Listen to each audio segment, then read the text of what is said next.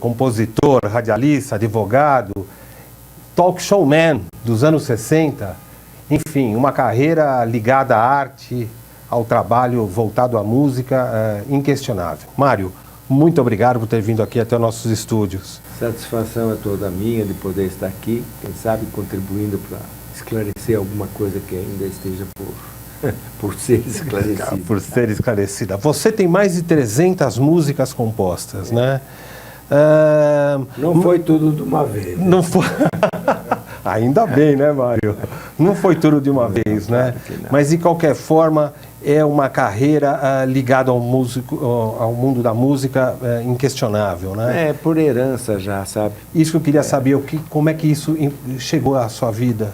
Chegou de uma maneira muito curiosa, porque que eu consiga chegar, eu cheguei até o meu avô, né? E era um professor de música, daqueles maestros italianos. Posso olhar para lá? Porque senão pode. Assim. Não, você olhe para aquela câmera lá que é melhor. Isso.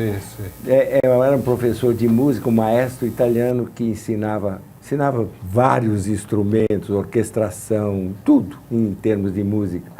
E teve 5 filhos, ele veio para o Brasil muito cedo, muito tarde, aliás, ao contrário, muito tarde, já com 50. E conheceu minha avó também no navio, e ela também já idosa e viúva. Oriundos de que país? Da Itália. Da Itália. Albanese. Albanese. Se bem que albanese dá a ideia de que veio da Albânia. Mas a Albânia é um país ao lado da Calábria. Mas, resumindo, eles tiveram 5 filhos. Eles morreram certamente cedo, naquela época se morria muito antes do que hoje, não havia essa longevidade de vida, né? E a minha mãe acabou ficando com 4 irmãos menores, tá certo? E ela assumiu o controle da família. A ideia do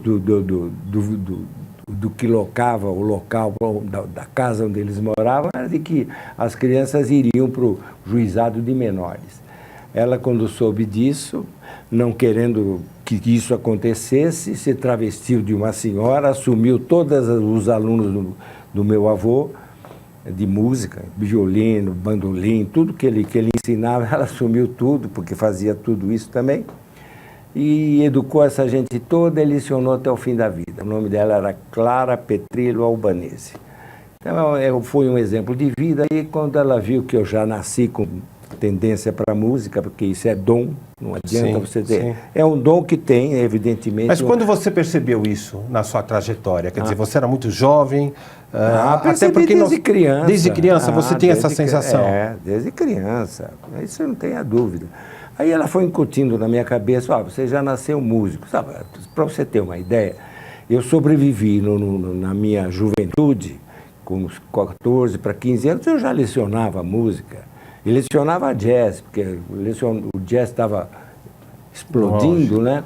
E todo mundo queria saber como tocava. Então tinha alunos que eram pessoas já formadas. Isso, né? Anos 50, você está falando? Não me fala.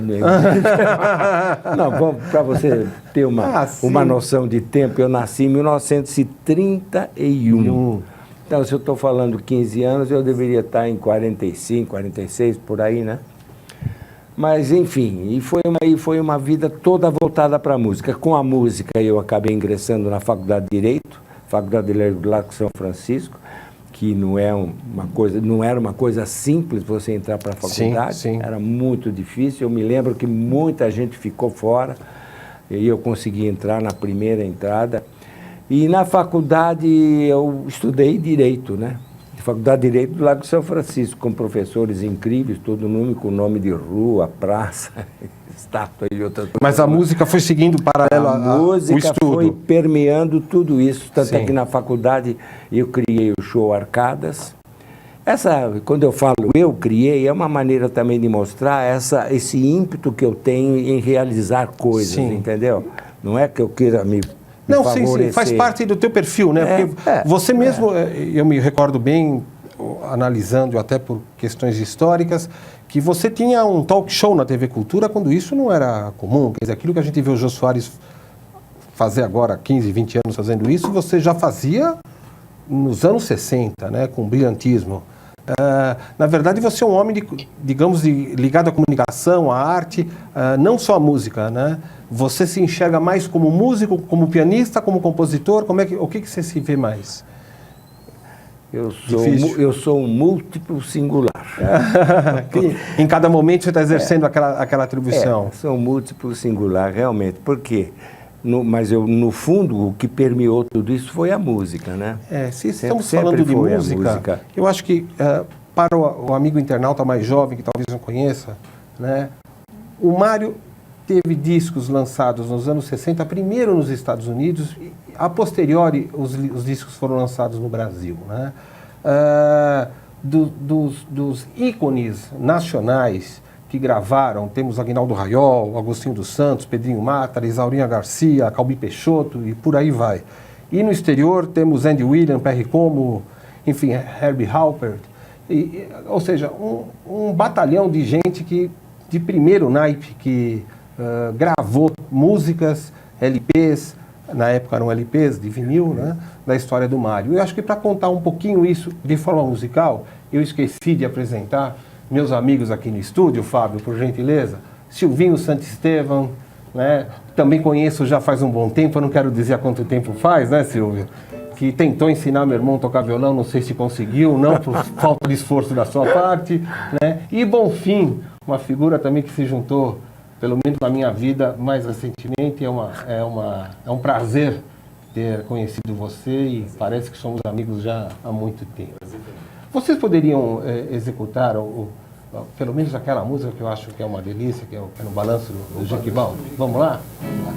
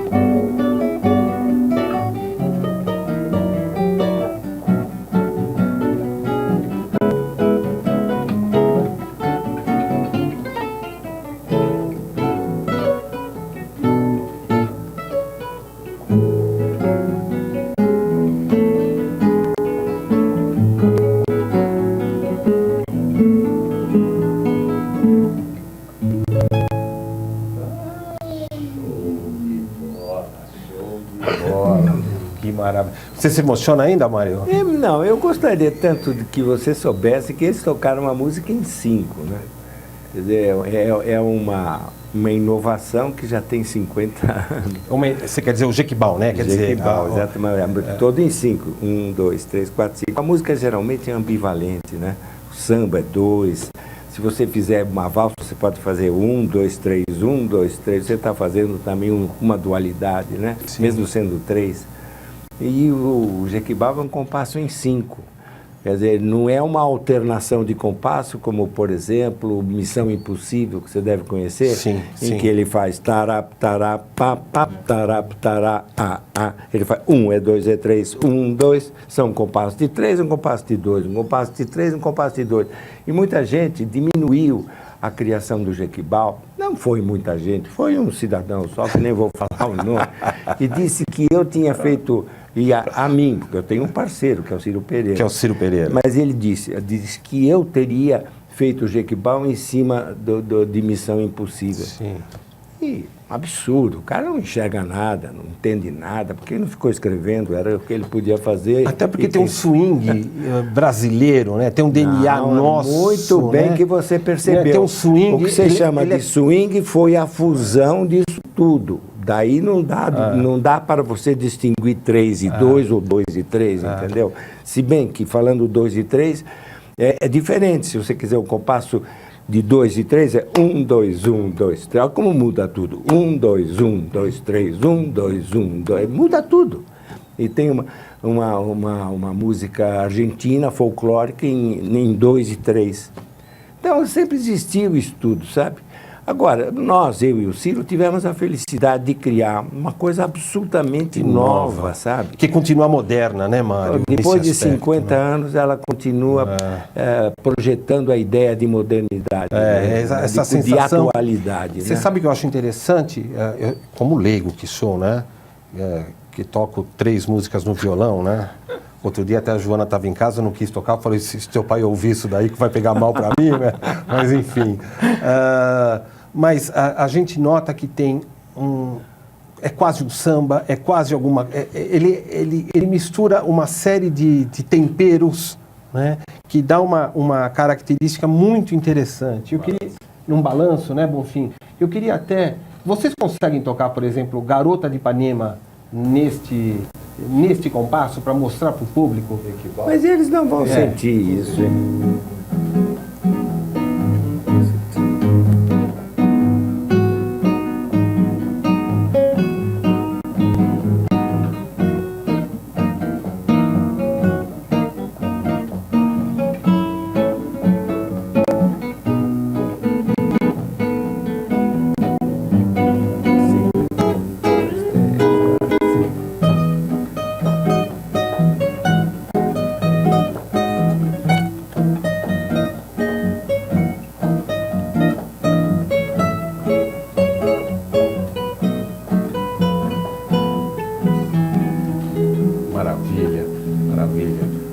Para o internauta, que também, por ser mais jovem, a gente entende que às vezes não conheça a carreira desses artistas aqui, né?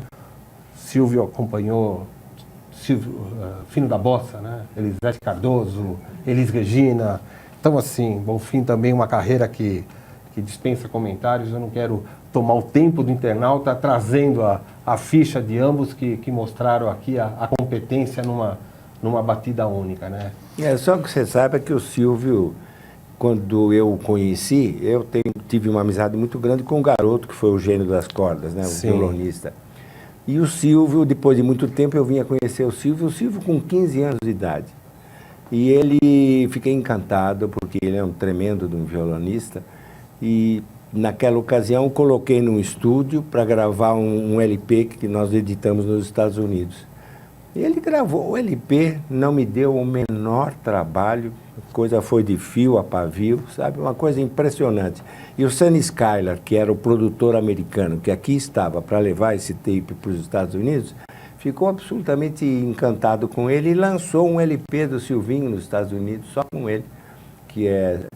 como é que é o nome do LP, Silvinho? Six Strings Poetry, sim. A poesia de 6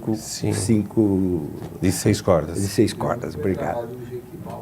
Foi gravado, é isso, e você foi o primeiro no mundo a gravar o Jequibal. Bacana. Quando eu falo primeiro no mundo, que a gente tem música, como você já falou no introito aí do programa, tem música gravada com com Andy Williams, Vic Damones, Nancy Amy, Percy Fates, Al Caiola. Al Caiola é um grande violonista. O Andy Williams, quando gravou, ele era um dos maiores cantores do mundo na atualidade, sim. né? Ele gravou o prêmio Grammy durante 2 anos. Tinha uma voz, foi considerada a voz mais bonita dos Estados Unidos. Eu tenho um LP dele. Não é o que tem o... Não é. Pois é, mas o Andy Williams eu acabei conhecendo pessoalmente, uma figura maravilhosa, um ser humano bonito, sabe? Sim. Eu ia indo pela Avenida Nossa Senhora de Copacabana, ele vinha vindo de lá para cá, eu parei, falei, me permite, eu sou fulano de tal, tudo no inglês macarrônico, mas falando, eu sou fulano de tal, autor de Pretty Butterfly. Ele não teve dúvida, sorriu, me abraçou. Depois disso, tive contato com ele no Festival Internacional da Canção, última edição do Festival Internacional da Canção. Foi um momento muito feliz e guardo dele uma lembrança muito bonita, porque se vocês tiverem oportunidade de ouvir Pretty Butterfly com Andy Williams, vocês vão perceber que ele está no 5, como está na casa dele, tranquilo, sem problema nenhum. O que mostra que a música não tem nacionalidade, né, nesse aspecto, né, Mário? Você falou que você usou teu inglês pouco fluente, mas na verdade, sendo músico, você falou a língua da música, com ele te entendeu rapidamente. Ele entendeu rapidamente. Não, na ocasião eu falei, sem problema nenhum. O impacto de pará-lo na rua, né? Quer dizer, se eu tivesse ali no local onde os outros artistas estavam também, teria sido diferente, mas eu parei o sujeito na rua, né? Foi muito legal, foi muito bacana, eu guardo... E a gravação dele, não é por esse incidente, por essa circunstância, a gravação dele é fantástica, a do Perry Como também, mas a gravação dele, ele está espontâneo, sabe? Está no 5, numa tranquilidade, procurem ouvir. Fábio, eu pediria que você colocasse a imagem dos LPs olha aí, ó. Olha aí. Esse primeiro foi lançado nos Estados Unidos, né? Inicialmente, né, Mário? Olha só, que beleza. Muito obrigado, Fábio. Então, na verdade, o Portal Sustentabilidade está hoje iniciando aqui ou está divulgando, né, que está desenvolvendo um projeto amparado pela Lei Rouanet, que vai contar toda a história dessa trajetória brilhante do maestro Mário Albanese, como nós dissemos no início, autor de mais de 300 músicas, que tem LPs lançados nos Estados Unidos, México, Portugal, Argentina, Itália, França, e nós temos a honra de ter sido escolhido pelo Mário para a gente contar essa história em livro, num e-book, né? Também em DVD, e vamos ainda buscar remasterizar todo esse trabalho, atualizando toda essa obra tão genial. Então, vocês poderiam escolher uma outra canção da vontade de vocês? Fim de semana em Guarujá, que é do Mário Albanese e Ciro Pereira.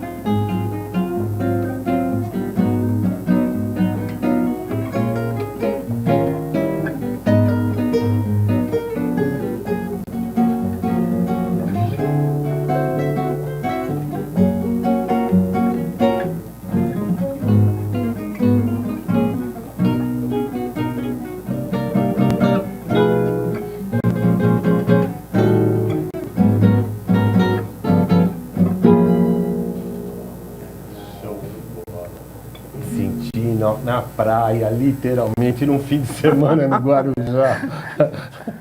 Olha, parabéns, viu? É muito gostoso perceber estar no meio de gente com essa competência, né?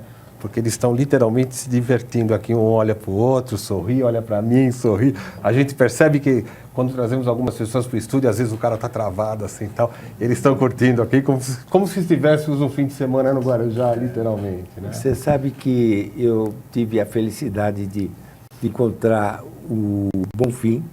Infelizmente o Macumbinha morreu cedo. Macumbinha, que saudades do Macumbinha. Tenho muita saudade dele também. Era um talento, né? Morreu um menino, aquele morreu sorriso. Com 26 anos, uma pena, uma judiação. E encontro o Bonfim. O Bonfim é uma preciosidade, viu? Sem como dúvida. músico, como pessoa, como amigo, enfim. Eu rendo as minhas homenagens a você, porque eu fico olhando vocês dois, parece que vocês tocam desde... Não é, Silvinho? Parece que eles estão 10 dias ensaiando, né? Mário, você entende que o fato de no Brasil, e você compor muita música instrumental, de uma certa forma, né? É isso mesmo. Você acha que isso dificulta um pouquinho a divulgação? Porque outro dia eu perguntei isso para a Mão Lima, eu falei assim, puxa, Mão, a família Lima toca música instrumental, no Brasil e às vezes clássica. Teoricamente é o contramão do mercado, né? Como que isso é possível sobreviver no Brasil com esta dinâmica? Você acha que isso prejudica um pouquinho a divulgação da carreira de grandes músicos por conta disso, Mário? Sem dúvida, sem dúvida. Não que... Eu não chamo de prejuízo nem nada. A preferência do público é para coisa mais ostensiva, mais objetiva, direta, né? Eu te amo, meu amor, te quero tanto, papá, tal. Então você está expressando uma história de amor ali, sim, verbalmente, né? Sim. Cantando, no caso. Então eu acho que o músico deveria, por exemplo, quando eu vejo já vi cantores ali fazendo, acontecendo, pintando, bordando e escorado por um grupo instrumental incrível, fortíssimo, fazendo... Sim. E eles também não fazem questão, né? Quer dizer, estão ganhando ali o que tem que ganhar, quem está no proscênio ali está se mostrando, que é o cantor no caso, às vezes reverencia, outras vezes não, enfim. Então eu acho que a música instrumental ela é muito mais inteligente, porque ela dá a você a oportunidade de reagir com o teu conceito auditivo, com o que você tem de qualidade ou não auditiva. Né? Porque tem, às vezes a gente fala, fulano tem ouvido absoluto, né? Minha mãe tinha, meu pai tinha, eu não tenho, mas tenho ouvido musical. A pessoa que tem ouvido absoluto necessariamente não precisa ser músico. Quer dizer, se ele não é músico, ele sofre, porque ele ouve tudo. Sim. Né? A buzina de se está afinada, porque música nada a ser consonância de uma certa forma. Tudo é música. Lógico que tem a música dissonante, mas os sons musicais são consonantes, quer dizer, eles têm intimidade com o ser humano que ouve.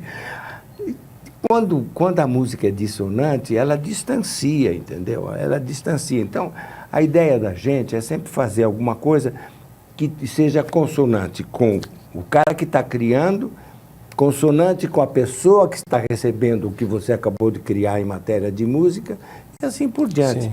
Então, quando surge... E no caso, desculpe interromper, no caso do intérprete também entender e sentir isso, porque claro. Se ele vai tocar um fim de semana no Guarujá, ele tem que nos levar, temos que pegar a estrada e seguir para o Guarujá, né? Claro que literalmente nesse processo. Claro que ele né? tem que sentir, ele tem que interpretar, né?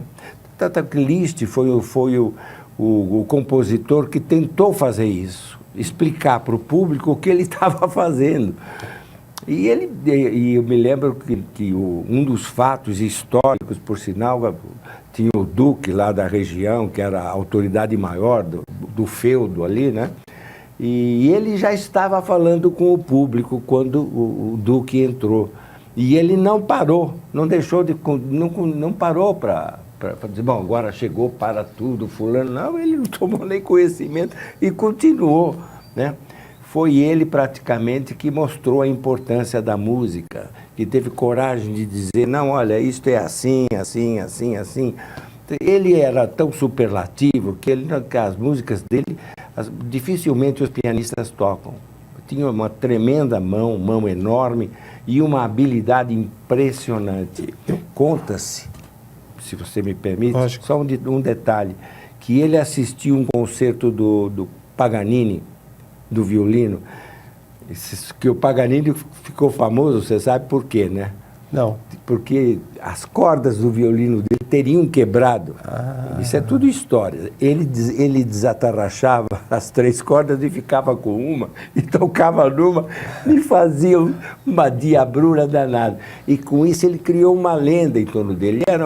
Olha, eu li a vida dele, é uma coisa fantástica, mas não posso fugir. Eu queria aproveitar esse gancho, antes de nós encerrarmos, porque assim, fica claro, né, que a música tem uma importância na construção cultural e na educação de um povo, né, Mário? Claro que sim. Porque, inclusive, você produziu Hermeto Pascoal, né, nos anos 60, que ainda não era conhecido, né? Quer dizer, você, na verdade, participou da história da música brasileira. E como é que você enxerga a importância da música na construção da cultura de um povo, e como isso no Brasil poderia ser revigorado antes de nós encerrarmos? Eu poderia dizer que pela música que o povo canta, a gente sabe que tipo de cultura ele tem. Que ele tem. E se você valorizar a música instrumental, mais ainda, porque a música instrumental dá, como eu já disse, a oportunidade de cada um ouvinte, de cada um dos ouvintes entender a música do jeito que ele sonoramente a recebe, entendeu? Sim, sim. Ele vai ter a emoção dele, o outro a dele, e assim por diante. Então, a música instrumental, ela, no meu modo de ver, ela é fantástica. A hora que o pessoal compreender isso, que ele ouvindo um determinado tipo de música, ele está criando as emoções dentro dele, né? Ele que está reagindo, ele que está sentindo, né? É diferente de eu te amo, meu amor, eu te quero tanto que nada neste mundo, a não ser a sua presença, me envolve, me acalma.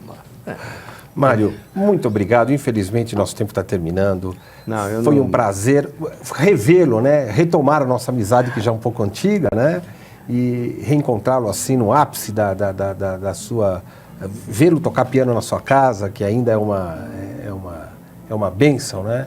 E a gente tem muito para trabalhar esse ano de 2016, né? Roberto, quem tem que agradecer sou eu. Estarei sempre às ordens. Esses planos futuros o faremos certamente ser concreto e objetivo. Se conseguirmos fazer o que nós estamos imaginando, vai ser muito bom, tanto para você, muito mais para mim. Sim, para mim quem será uma honra. Quem tem que agradecer sou eu. Espero ter correspondido. Obrigado. Totalmente. Viu? Antes de nós encerrarmos, com uma trilha musicalzinha bem dos meus amigos Bonfim.